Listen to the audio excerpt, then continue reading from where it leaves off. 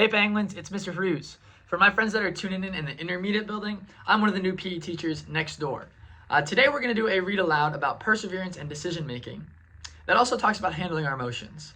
Sometimes our emotions can get really overwhelming. Sometimes our small emotions can feel really big.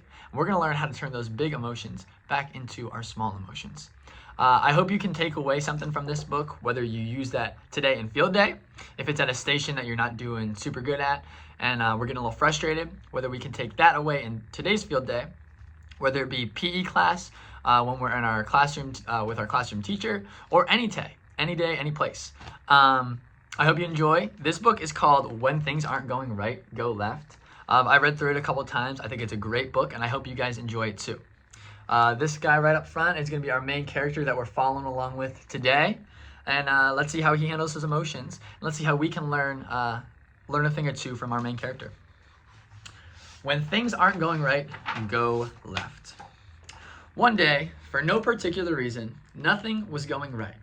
Absolutely, positively, nothing was going right. So, I decided to go left. The first thing I did, I left behind my worries. Yup, I left them right there on the ground. They looked up at me and wondered, "Where are you going?" There's the worries in the box. But I just smiled and waved goodbye. "Wait," they hollered, "come back. What will happen to us?" I simply shrugged my shoulders. "You'll be fine."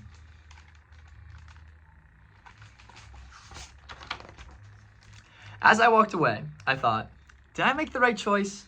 Should I go back and get them? Doubts crept in. So you know what I did? I left behind my doubts. Yep, I left them right there on the ground. They bellowed, "You're making a mistake." But I just gazed at the sky. They questioned, "Are you sure you're making the right decision?" "Absolutely," I declared. With my worries and doubts left behind, I could finally think clearly. Our character is starting to look a little bit happier now.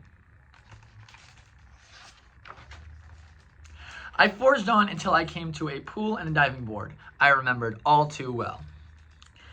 The last time I tried to dive off that diving board, I splatted on my back. Ouch. I remembered the pain and how scared I was. I started thinking, maybe I shouldn't try this again. That is a pretty tall diving board. So you know what I did? I left behind my fears. Yep, I left them right there on the ground.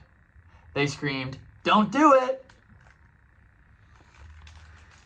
He's getting lighter and lighter as he goes through the story. I stood up straight, shoulders back, hands pressed above my head. "Stop!" they cried. I simply turned and gave them a wink. I leaped. Splat. Uh-oh. On my back, once again. Oof, that stings. I thought to myself, this is impossible. It can't be done. So you know what I did? I left behind my frustrations. Yep, I left them right there on the ground. They yelled, "You can't do it."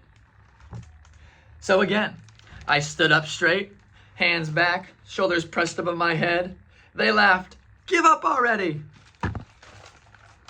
Let's see how our character does this time.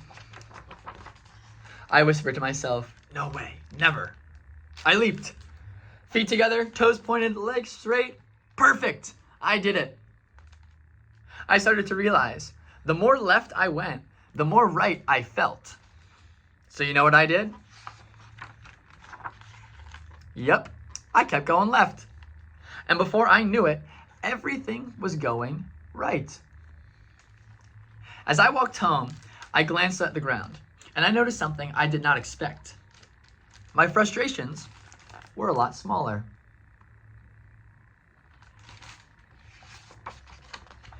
My fears a lot quieter. My doubts a lot calmer. My worries practically gone. So I decided to pick them back up. And you know what? They felt lighter now. They weren't so hard to handle anymore.